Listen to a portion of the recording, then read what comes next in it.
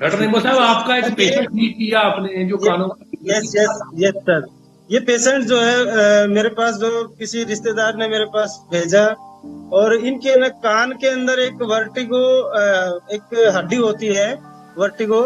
तो इस हड्डी के अंदर स्वेलिंग, मुकस जो होता है ना, फ्लूइड जो होता है वो उसके ऊपर जाके जम जाता है, और वो उसके अंदर जो है ना कान को पूरा ब्लॉक कर देता है। वो सुनाई नहीं देता उसको कान से, और वो पूरा मतलब अंदर से स्वेलिंग उसके अंदर होती है। और इस बीमारी के अंदर सर्जरी भी कोई इलाज नहीं है। तो मेरे पास ही आया, मैंने इनको देखा और इनको बोला कि भाई एक्यूपंक्चर एकमात्र इसका जो ना इलाज है, लेकिन वो भी एक बहुत लंबे समय तक का एक इलाज है। तो उन्होंने कहा कि आप शुरू कर दीजिए, लेकिन मैंने कहा कि उसके साथ आपको कुछ स्पेशल कुछ चीजें हैं वो आपको लेना पड़ेगा। तो वो कहने लगा कितना, कोई महंगा कॉस्टली में महंगा नहीं है, और फिर भी आपको जो महंगा होगा तो भी आपको लेना ही पड़ेगा, तो आप इसको जो ना ठीक कर सकते हैं। तो उन्होंने कहा कि ठीक है सर, आप जैसा आप चाहें, क्योंकि हम तो आपके शरण में आ गए, और आप जो ना शुरू करें इलाज।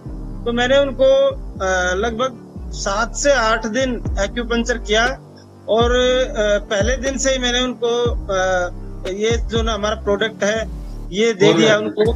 हाँ जी।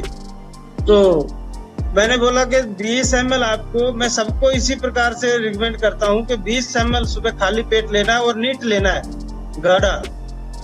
और रात को सोते टाइम जब आप सोने लगे उस समय आप लेके 20 ml लेके सो जाएं। तो मैं सबको ऐसे ही बताता हूँ। 25 दिन का ये लगभग एक बोतल चलती है। और उसने क्या किया कि 5 दिन लगभग मैंने एक्यूपंक्चर किया, साथ साथ में 5 दिन उसने वो जो ना पिया। 5 दिन के बाद उसने कहा आके, सर बहुत अच्छा फील हो गया मेरे को तो, और कान तो मेरा पूरा, मुझे सुनने भी लग गया और कान तो मेरा ठीक हो गया। और मैं बोला भाई देखो कान तो ठीक हो गया, लेकिन मैं आपको एक चीज बोलना चाहूंगा कि मैं बोला एक्यूपंक्चर अकेला इतना काम नहीं करता। जो ये बोतल मैंने आपको दी है इसने बहुत बड़ा काम किया है, और आपने जो धन्यवाद बोलना वो इसका बोलिए। तो बोला ठीक है सर, कोई दिक्कत नहीं। अगर ऐसा आपको लगता है तो मैं क्या, क्योंकि नीडलें उसे कान के अंदर घुसती है ना, तो पेन होता है सर, दर्द होता है कान के अंदर जब सुइयां जाती हैं, और फिर मशीन के साथ कनेक्टिविटी होती है, तो वो अंदर जाके वो ऐसे टक टक करती, तो वो थोड़ा पेन फील करता है। हेरिटेट होता है पेशेंट एक बार कुछ समय के लिए। तो उस समय वो कहने लगा कि अगर मैं इसको छोड़ दूं और बोतल में से मैं अपना रेगुलर कोर्स करूं तो पॉसिबल है। मैं 101% पॉसिबल है। तो बोला ठीक है सर, कोई दिक्कत नहीं है। और सर मैंने उनको 10 दिन वो करने के बाद, एक्यूपंक्चर और ट्रीटमेंट करने के बाद 10 दिन के बाद मैंने उनको मना कर दिया कि ये पिए आप। तो उन्होंने क्या किया कि उनको तो आराम आ ही गया था, साथ साथ में अपने उनके फादर को भी लगभग आसपास शुगर रहता है, हाई बीपी उनको है, हाइपरटेंसी काफी समय से पुराना है उनको, और वो डिप्रेशन भी जो ना फील करते हैं, और एंजाइटी के पेशेंट है उनको, जो ना हार्ट प्रॉब्लम भी पीछे हुई है। तो मतलब इतनी डिजीज के साथ उसने क्या किया कि अपने फादर को भी देना शुरू किया, उनकी मदर को भी, वो भी उनकी मदर है, वो भी शुगर पेशेंट है, और वो कमजोर है काफी, और उनको सर्वाइकल और हड्डियों से संबंधित, जॉइंट पेन संबंधी काफी जो ना तकलीफें थी। तो उन्होंने उनको भी शुरू करा दिया, मेरे को नहीं बताया। उन्होंने अपनी मर्जी से उनको भी शुरू करा दिया। यानी जो एक बोतल लगभग जो है 25 दिन में खत्म होनी थी, वो 8 दिन में खत्म हो गई। और 8 दिन के बाद कह रहा है कि सर मुझे 2 बोतल और चाहिए। मैं बोला भाई इतनी जल्दी क्यों, क्या हो गया? बोला सर ऐसा है, मेरे को तो फायदा हो ही गया था, लेकिन मैं मम्मी और पापा को भी इसमें से टेस्ट करा दिया, और उनको भी अभी 4 दिन 5 दिन हुए लेते हुए, उनको भी आराम है, फायदे है। तो 2 बोतल अभी अभी मेरे से अकेला वो वो जो है लगभग 6 बोतलें परचेज करके ले गया। क्या बात, थैंक यू डॉक्टर साहब, आपका टेस्टिमनी बड़ा ही ग्रेट रहा, बहुत और एक टेस्ट मनी और भी है मेरे पास कि एक हमारे जो है ना गुरुजी हैं, उनकी एज है 96 साल, 97, 96-7 के आसपास है।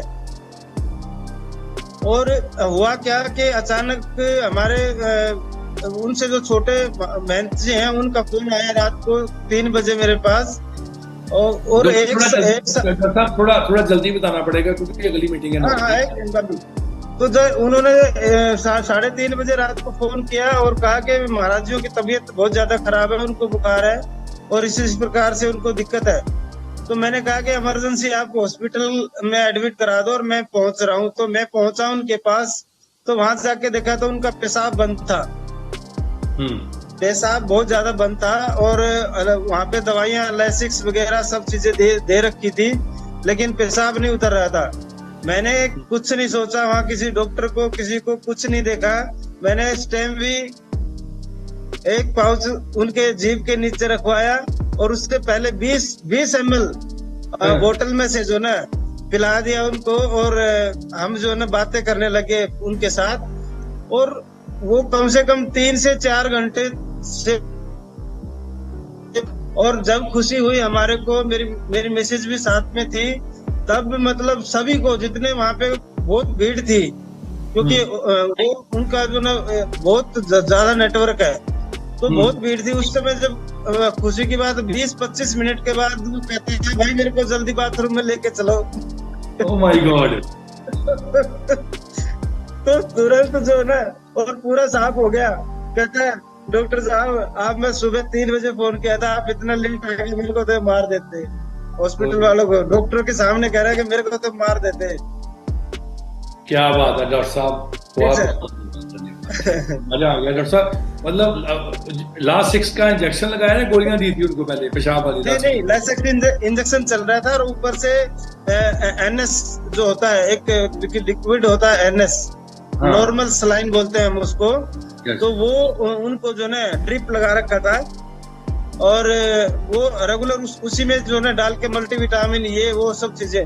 प्रोस्टेट का साइज सीसी में है सर उनका 38 से 40 सीसी है। मतलब प्रोस्टेट पूरा बंद है, क्योंकि अगले दिन मैंने उनका अल्ट्रासाउंड और ब्लड की जो जांचें हैं वो सब कराई वहां पे। तो प्रोस्टेट का साइज बहुत है, लेकिन वो प्रोस्टेट का साइज वो एक डोज में इतना गायब हो गया कि मजा आ गया। और महाराज जी, गुरुजी कहते हैं भाई इससे बढ़िया, मतलब दवाई तो आप पहले भी बढ़िया अच्छी देते थे मेरे को, बोला इससे बढ़िया दवाई नहीं है।